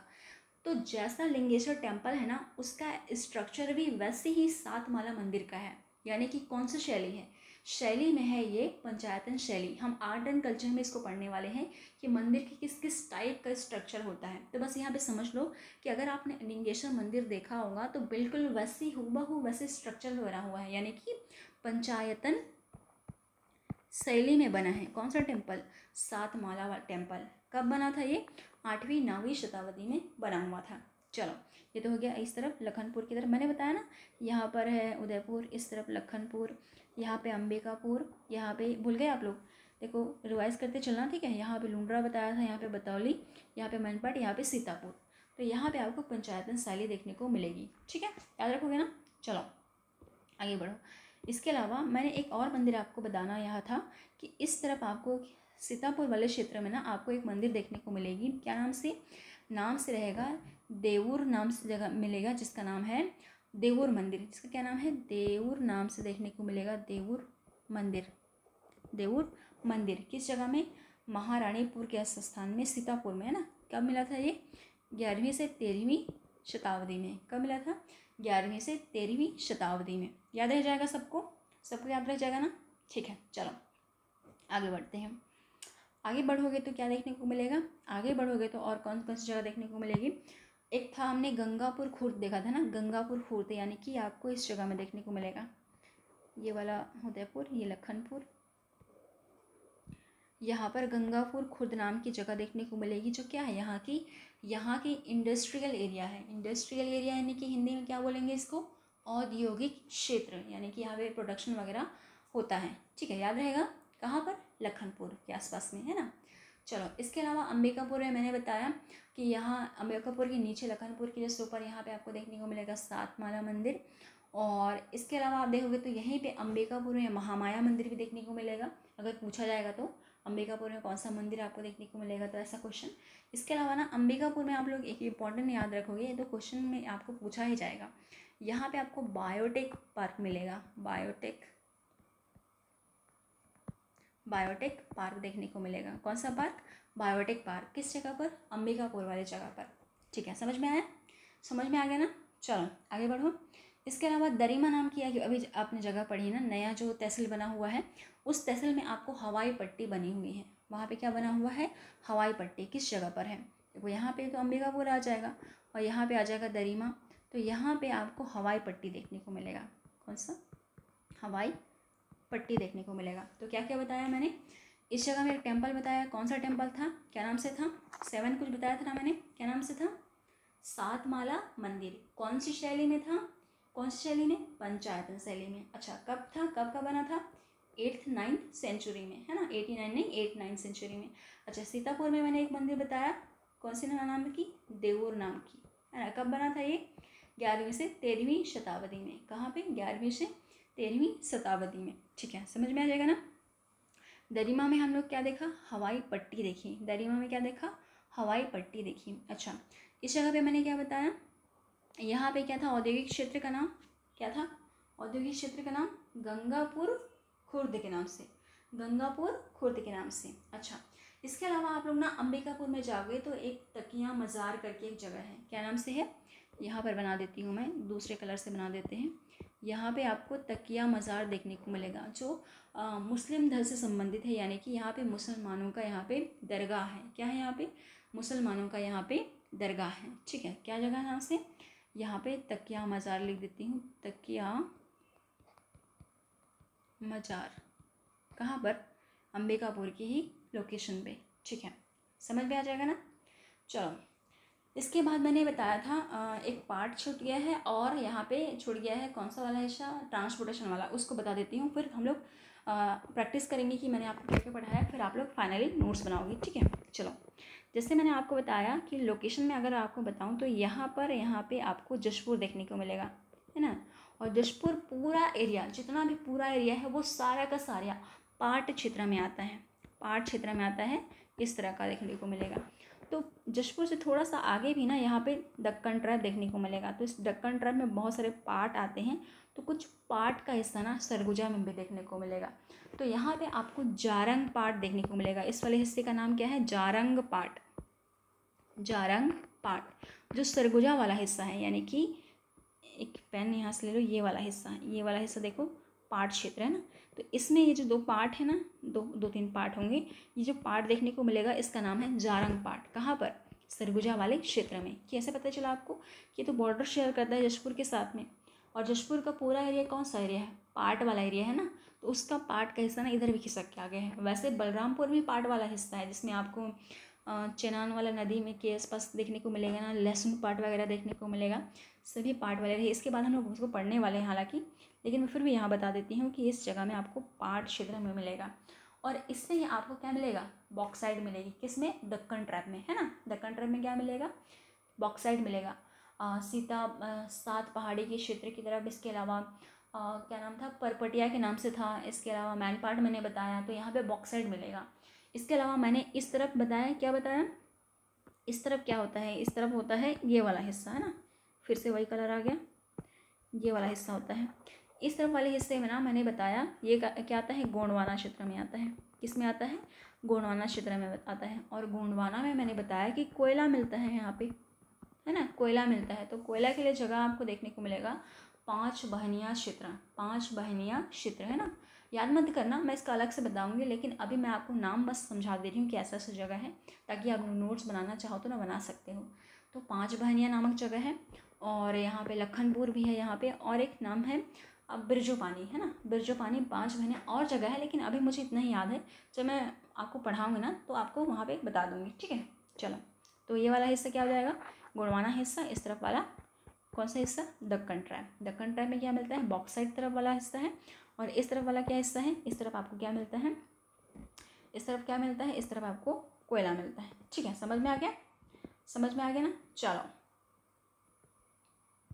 इतनी बातें समझ में आ गई। यहाँ पे मैंने आपको ये भी बता दिया, केंद्र द्वारा संरक्षित क्षेत्र सीताम्बेंगरा गुफा और जोगीमारा गुफा है, इसलिए अभी तक वो ठीक ठाक है, नहीं तो ये भी भग्न अवस्था में आपको देखने को मिलता। इसके अलावा आपको क्या याद रखना है? अंबिकापुर सबसे ठंडा स्थान है। इसके अलावा मैनपाट भी आपको बहुत ही ठंडा जगह देखने को मिलेगा, जिसके कारण हमने उसे क्या नाम दिया था? छत्तीसगढ़ का शिमला कहा था। और इसी अंबिकापुर में आपको सेंट्रल जेल देखने को मिलेगा। और सबसे इम्पोर्टेंट और एक बात, यहाँ पे आपको पहाड़ी कोरबा का विकास प्राधिकरण का हेडक्वार्टर देखने को मिलेगा, ठीक है। छत्तीसगढ़ का प्रथम बायोटेक पार्क यहाँ पे देखने को मिलेगा। इसको हटा दो अभी। तकिया मज़ार लिखा हुआ है, बाबा मुराद शाह का मज़ार यहाँ पे है, तो ये आपको देखने को मिलेगा। इसके अलावा यहाँ पे ठिनठिनी पखना आपको अंबिकापुर वाले क्षेत्र में, तो इंटरेस्टिंग था, कैसे बताना छूट गया ये। अंबिकापुर में ना एक जगह है जहाँ पे अंबिकापुर शहर से लगभग 50 किलोमीटर आई थिंक यहाँ पे जगह है, जहाँ पे आपको अभी तो वहाँ पे पूजा करने लगे हैं उस जगह में, थोड़ा सा अब देखने को मिलेगा। वहाँ पर ना एक पत्थर है, इस पत्थर में आपको छोटा सा एक पत्थर देखने को मिलेगा, और इस पत्थर में ना आप ऐसे ठोकोगे ना इसको, तो टिन टिन टिन टिन करके आवाज़ आती है, टिन टिन टिन करके आवाज़ आती है। जैसा मेटल को आप ठोकते हो ना, पीटते हो, तो टिन टिन टिन टिन करके आवाज़ आती है, तो वैसे ही यहाँ पे भी आवाज़ आता है, तो ऐसा इसको कहा, इसलिए इसका नाम क्या रखा गया है? टिनटिनी पखना, यानी कि टिन टिन टिन टिन करके आवाज़ आता है, तो टिनटिनी पखना के नाम से इसको रखा गया है ना। तो इसको याद रखिएगा। और इसके अलावा नीचे मैंने बताया कुंवरपुर परियोजना, तो मैंने आपको बताया चुल्हट नाला परियोजना, श्याम परियोजना, घुनघुटा बाकी परियोजना, ये सभी मैंने आपको बता दिया है। इसके अलावा और क्या है? यहाँ पे मैप रह गया है। चलो, अब संपूर्ण कंप्लीट हो गया है। एक पॉइंट छूट गया है, ट्रांसपोर्टेशन वाला, इंपॉर्टेंट है, एग्जाम में आता है, ठीक है। हालांकि इसका भी मैं अलग से बता दूंगी, लेकिन फिर भी आप समझ लो। चलो, इस वाले में नहीं समझ में आएगा आप लोगों को, इसमें समझ में आएगा। चलो देखो, यहाँ पे देखोगे ना, तो थोड़ा सा जूम कर लो। यहाँ पे देखोगे तो इधर से ना एक नेशनल हाईवे आती है, इस जगह से नेशनल हाईवे आती है, जिसका नाम है NH43। NH43 देखो, NH43। तो शुरुआत में आपने पढ़ा ना कि NH43 सरगुजा जिले से गुजरती है, तो ये हो गया NH43, जो अंबिकापुर, बतौली, सीतापुर होते हुए निकलती है, ठीक है। NH43 ये वाला हिस्सा हो गया, इधर को जाती है। और इसके अलावा NH43 कहाँ से कहाँ गई? ये वाले हिस्से से निकल के इस तरफ गई। इसके अलावा आपने क्या पढ़ा? NH130 ये आती है यहाँ से, ये सिमगा वाला जगह है ना, कोरबा के सिमगा वाले जगह से यहाँ तक बोले तो यहाँ तक, यानी कि अंबिकापुर तक, ये वाला रूट का नाम है NH130। 130 कहाँ से कहाँ तक जाती है? सिमगा टू अंबिकापुर तक, सिमगा टू अंबिकापुर तक, है ना। क्या बता रही हूँ मैं अभी अभी अभी मैं आपको नेशनल हाईवे बता रही हूँ, है ना। चलो, इसके अलावा आप देखोगे ना, इसके ऊपर यानी कि अंबिकापुर से यहाँ ऊपर तरफ ये वाड्रफ नगर रामानुज नगर वाला एरिया है, तो इसको अलग पेन से बनाओ, इसको अलग पेन से बनाओगे तो ये वाला हिस्सा आपको देखने को मिलेगा। इसको बोलते हो आप लोग NH 343 कहाँ तक? रामानुजगंज तक। कहाँ से कहाँ तक? अंबिकापुर से रामानुजगंज तक, ठीक है। तो ये आगे से भी आता है, लेकिन मैंने अभी नहीं बताया है, लेकिन आपको बस इतना समझना है कि ये यानी कि सरगुजा ज़िले में 3 आपको नेशनल हाईवे देखने को मिलेंगे। एक NH 43 ये वाला यहाँ से यहाँ तक, और NH 130 यहाँ से यहाँ तक, इस जगह तक, और अंबिकापुर से ऊपर रामानुजगंज तक NH 343 बना था, ठीक है। चलो, इसका एक अलग से वीडियो भी आएगा, आप लोग उसको देख पाओगे। तो ये आपकी क्लास यहाँ पे ख़त्म होती है, और यहाँ पे आपका टाइम आता है रिवीजन करने का, ना। रिवीजन नहीं करोगे तो भूल जाओगे, रिवीजन नहीं करोगे तो भूल जाओगे, इससे पहले आपको रिवीजन करना ही करना है। चलो फटाफट से रिवीजन करते हैं। चलो बताओ, यहाँ पे कितने तहसील होते हैं? तहसील कितने थे? 8 यहाँ पे तहसील थे। कौन कौन से? लखनपुर, उदयपुर, अंबिकापुर, दरिमा, लुंड्रा, बतौली, मैनपाट और सीतापुर। मैनपाट और सीतापुर। सीतापुर में मैंने क्या बताया था? सीतापुर में मैंने आपको बताया था कि यहाँ पे क्या मिला था? कौन सा पार्क था? कौन सा पार्क था? बायोटेक पार्क था। उसके अलावा कौन सी मंदिर थी? महामाया मंदिर, महामाया मंदिर। और लखनपुर वाले एरिया में मैंने क्या बताया? लखनपुर वाले एरिया में मैंने बताया यहाँ पे आपको 7 माला मंदिर देखने को मिला था। अच्छा, यहाँ पे एक पहाड़ी थी जिस पे 3 गुफा थे, उस गुफा का क्या क्या नाम था? क्या नाम था? सीता बेंगरा, लक्ष्मण बेंगरा और जोगीमारा। इस गुफा का क्या नाम था? इस गुफा का नाम था रामगढ़ की पहाड़ी। कौन सी पहाड़ी? रामगढ़ की पहाड़ी, रामगढ़ की पहाड़ी। बस वो 5 मिनट, उसके बाद ख़त्म हो जाएगा ये चैप्टर। सीता बेंगरा में हमने क्या देखा था? हमने देखा था यहाँ पे माता सीता ने विश्राम किया था, और इसी कारण से इसको माता सीता के नाम से हम लोग जानते हैं, है ना। ये देखा था। इसके अलावा हमने क्या देखा था? यहाँ पे एक ऐसा कहा जाता है कि ये नाट्यशाला के रूप में इसे बनाया गया था। इसके अलावा क्या बताया गया? इसमें अलावा बताया गया कि यहाँ पे आषाढ़ के महीने में यहाँ पे सांस्कृतिक उत्सव का आयोजन किया जाता है ना। अब लक्ष्मण बेंगरा में आ जाओ। लक्ष्मण बेंगरा में आपने क्या देखा? लक्ष्मण बेंगरा ये बाजू वाला था, इस तरफ वाला, यानी कि 3rd नंबर वाला। यहाँ पे आपने क्या देखा? सीता कुंड देखा, है ना। क्या देखा? सीता कुंड देखा। अब बीच वाले की जगह क्या थी? बीच वाले की जगह का नाम क्या था? यानी कि गुफा का क्या नाम था? गुफा का नाम था जोगीमारा। और इस पे आपने क्या क्या देखा था? इस पे आपने देखा था कौन कौन सी जगह? इस पे आपने देखा था विश्राम गृह। जो डांसर्स थे उनकी विश्राम गृह क्या कहेंगे हिंदी में? हिंदी में कहेंगे नृत्यांगनों का विश्राम गृह। क्या कहेंगे? नृत्यांगनों का विश्राम गृह। चलो, इसके अलावा यहाँ पे आपको स्टोरी देखने को मिली थी, यानी कि प्रेम गाथा मिली थी। प्रेम गाथा मिली थी देखने को, किसकी किसकी? जल्दी बताओ। देवदत्त नाम था, देवदत्त और सुतनुका, देवदत्त और सुतनुका। इसके अलावा क्या मिला था यहाँ पे? मौर्यों का यहाँ पे क्या मिला था? अभिलेख मिला था, जिसकी भाषा क्या थी? पाली थी, और लिपि क्या थी? ब्राह्मी लिपि थी। लिपि क्या थी? ब्राह्मी लिपि थी। और इसी जोगीमारा को क्या नाम दिया था हमने? वरुण टेम्पल के नाम से भी हम इसे जानते थे, है ना। और इस जोगीमारा और सीता बेंगरा के जस्ट बगल में यहाँ पे तुर्रा पानी नामक जगह भी तो हमने देखा था, है ना। ठीक है, समझ में आ जाएगा। चलो, हो गया इतना। इसके बाद हम लोग क्या देखे थे यहाँ पर? यहाँ पे आप लोगों को देखे थे कि यहाँ पे छुरी मतिरिंगा की पहाड़ी है, जो कि कोरबा, सरगुजा और रायगढ़ क्षेत्र में फैली हुई है। तो जो सरगुजा वाला क्षेत्र है, यहाँ पे नदी निकली थी। नदी का नाम बताओ तो। नदी का नाम क्या था? नदी का नाम था रिहंद। और ये कहाँ बही थी? ये ऊपर की तरफ बही थी, यानी कि उत्तर की तरफ बही थी। किस तरफ बही थी? उत्तर की तरफ बही थी। अच्छा, उत्तर की तरफ बही थी। कितने किलोमीटर बही थी मैंने बताया था? 145 किलोमीटर मैंने बताया था। और ये बताया था कि इस नदी में आपको एक जगह देखने को मिलेगा, महेशपुर, जो कि क्या है? पुरातात्विक साक्ष्य का क्षेत्र है। ठीक है, अब मैंने इसमें 2 नदियाँ बताई थी। एक बताई थी मैंने, कौन सी नदी? घुनघुटा नदी। कौन सी नदी? घुनघुटा नदी। और इस घुनघुटा नदी में क्या है? इस घुनघुटा नदी में आपको देखने को मिलेगा एक क्या मिलेगा, परियोजना, जिसका नाम क्या है, श्याम परियोजना। और इस कुनकुटा नदी में एक और नदी आके मिलती है जिसका नाम क्या है, चुल्हट नाला नदी, और इसमें मिलेगा कुंवरपुर परियोजना। और इसके अलावा 2 और परियोजनाएं बताई थी। एक बताई थी मैंने कौन से नाम से बताई थी मैंने, जल्दी बताओ। एक बताया था मैंने बाकी परियोजना, और एक मैंने बताया था चूहिया पाट परियोजना, है ना, चूहिया पाट परियोजना मैंने बताई थी। चलो हो गया इतना। और इसके अलावा मैंने बताया था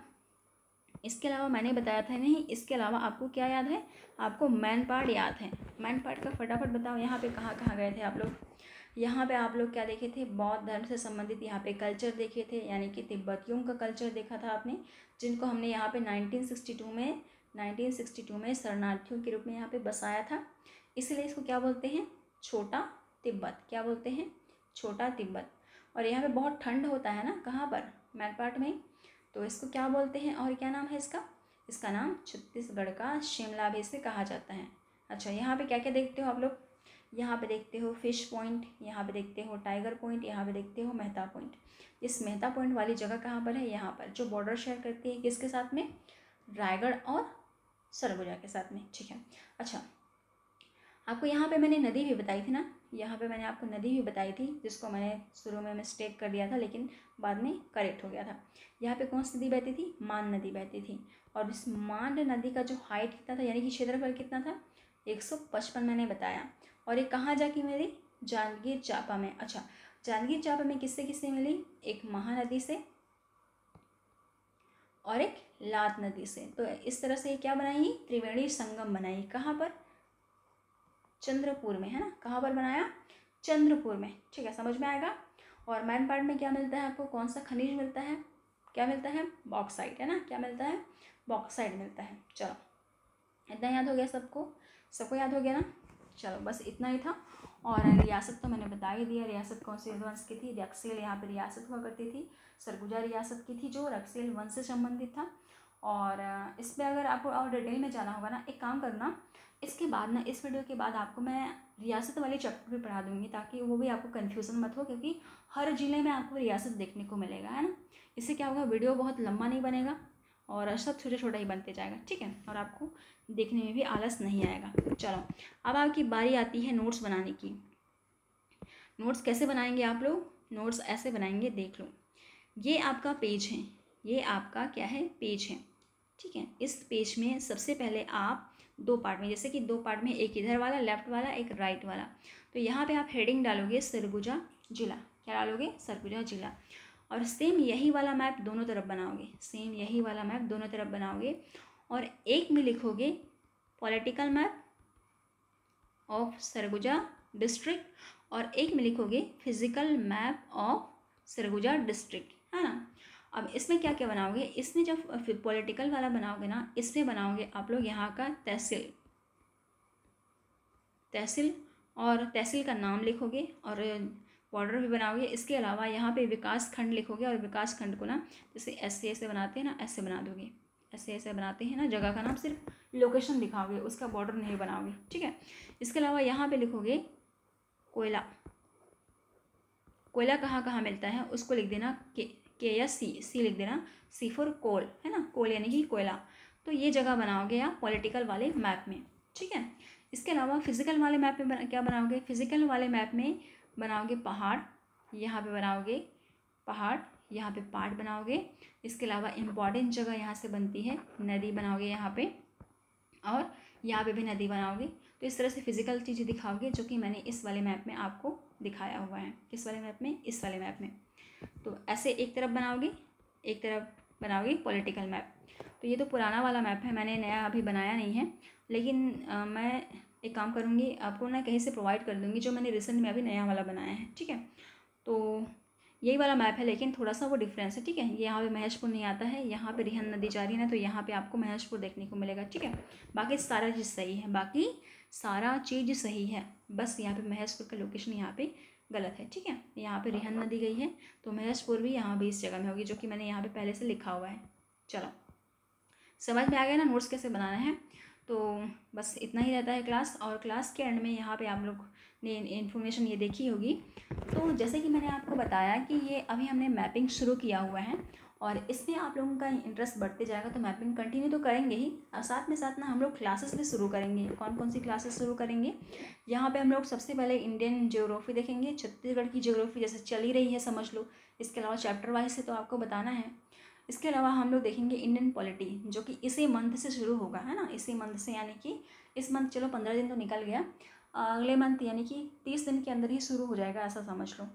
तो यदि आप लोग मेरे से पढ़ना चाहते हो तो थोड़ा सा इंगेजमेंट बढ़ाओ ताकि मुझे मोटिवेशन मिले। हालांकि मैं वीडियोस तो बनाऊंगी ही, लेकिन अगर स्टडी से रिलेटेड अगर इंगेजमेंट नहीं होगा, इंटरेस्ट नहीं आएगा तो नहीं बनाऊंगी, केवल इन्फॉर्मेशन वाली ही बनाया करूँगी। चलो, अब क्या करना है, अगर आपको समझ में आया होगा तो लाइक करना, अगर बहुत अच्छे से समझ में आया है, अच्छा लगा होगा तो कमेंट करके मुझे बताना कि आपको वीडियो कैसा लगा, ठीक है।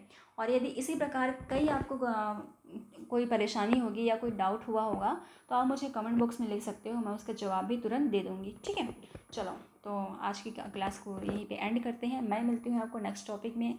तब तक के लिए stay healthy and happy, keep study, keep shining, keep motivating, और तब तक के लिए आप एकदम स्टडी करते रहो, रिवाइज करते रहो।